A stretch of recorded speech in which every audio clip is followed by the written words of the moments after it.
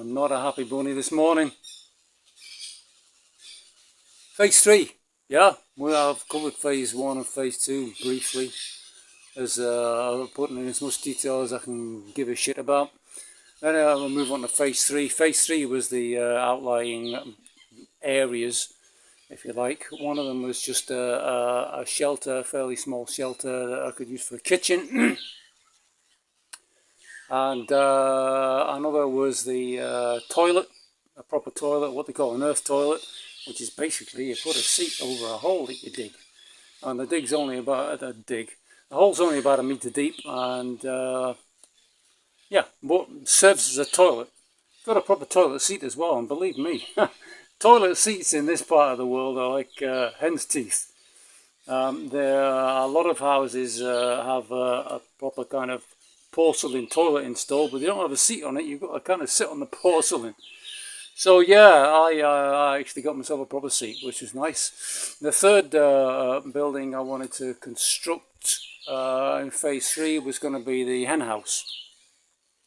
But unfortunately, I harvested the sweet corn a little bit early, and you're supposed to dry it and then it stores for maybe 6 months or more. It keeps for a long time, and that was going to be the chicken feed, but I messed up and harvested a little bit early. I did manage to dry it out and sell it. I got 30 kilos sold, but which would have been enough to feed my chickens for at least 3 months. But because I'd harvested early, it wouldn't have lasted 3 months. So somebody advised me on this, and he said, look, what you want to do is take it to the market and sell it now, because people will be able to feed their chickens with it now, but they ain't going to put it into storage for 3 months. Anyway, that's a long way around to go and saying that I'm going to delay the chicken house. In fact, I think I'm going to delay it for a whole year. I was going to plant corn again in the same area, and it does grow in the same area. Corn's a good crop like that. It's not very demanding on nutrients, so you can reuse the same area. So that was going to be my plan. But believe me, harvesting corn, even though I only go 30 kilos, it's a serious task. And doing that again so quick, I just thought, nah. And if I delay much further, the particular area where I've designated for corn will flood because the river's rising, and it's part of the lagoon. So it's dry at the moment, but certainly by next March or April, it will have started flooding again, and if the crop's not ready to harvest by then, it'll destroy the crops. But anyway, the reason I'm not particularly happy is because I wanted to put the tin roof over on the kitchen area. I'd installed 3 panels. There were 7 panels left that were lying here ready. Unfortunately, if you want to install these roof panels, they're coated in aluminium, so you have to use special galvanized nails. And I was in the chakra and I'd ran out of nails, so I couldn't put the rest of the roof panels up. So a few weeks ago, I go into Tamshiyaku, I buy the nails that I need, bring them back, and someone's stolen, while I was out of the chakra, someone's stolen the 7 panels. So now I've got the nails that I need, but I've not got the panels. This is 150 solar panels, and I had to buy them again. I couldn't buy them again right away. There was some complication. I couldn't get them here or whatever, so it was almost 2 weeks before I actually got 7 panels back again. And I don't like that, because the wooden frame that's going to hold the roof is exposed. It needs to be protected from the rain. I don't want it to start rotting. If it's exposed for too long and it rains too often, which is, and it is raining a lot at the moment, that's what's going to happen. It's going to rot. So I need to get the roof panels up. So I got 2 of the roof panels up yesterday, and I'm very pleased with it. I was too. So I'm starting to increase the coverage, the shelter coverage I've got over the kitchen area. That left 5 panels, and I'd left the 5 panels sort of hidden away in the forest. And I've got up this morning, gone to get them because I want to finish the roof off today, and somebody's stolen the 5 fucking panels. I've already paid 150 sol to replace the 7 that were stolen. Now I'm going to have to pay another 100 sol to replace these 5 that were stolen. So there you are. There's a total of 250 sol I'm going to have to pay to replace them.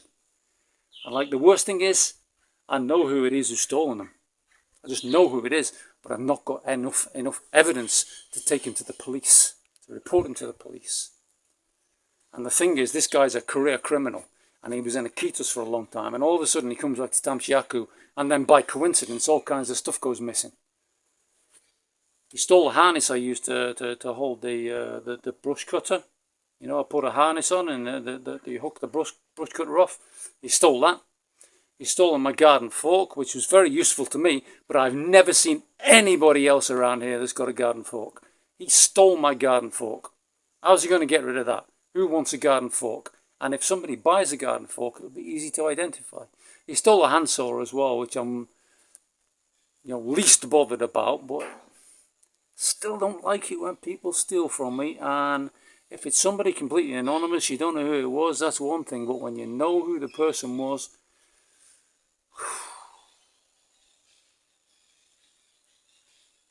yeah, so not a happy day.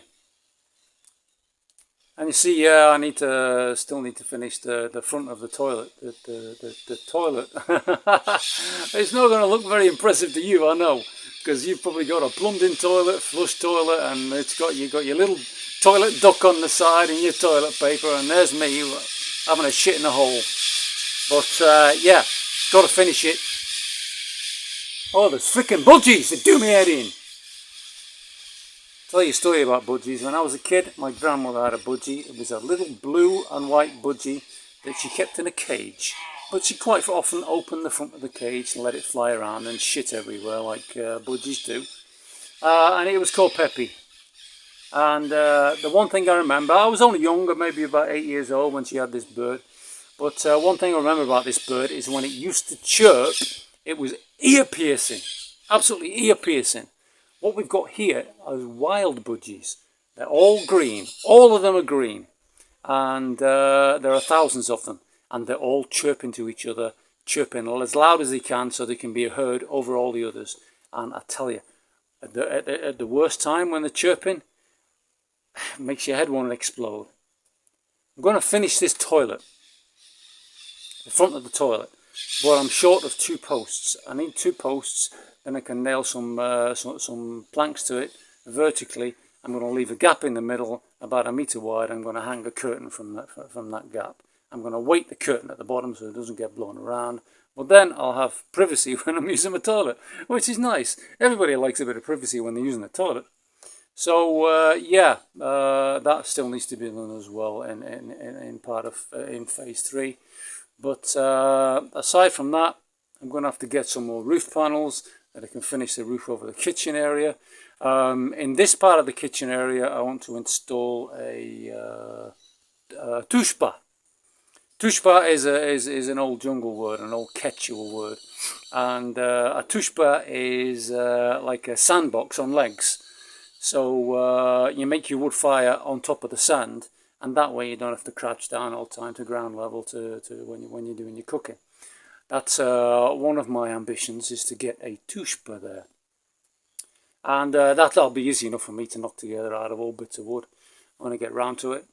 And opposite the tushpa, I want to put my table, a kind of dining room table. It'll be about 1.8 meters wide by about 800 millimeters deep, 0.8 deep, and put some stools at it. And the thing is, this is another part of my ambition, my vision. The thing is, if you don't set your sights very high, then you can get what you want. You get the results and you feel happy.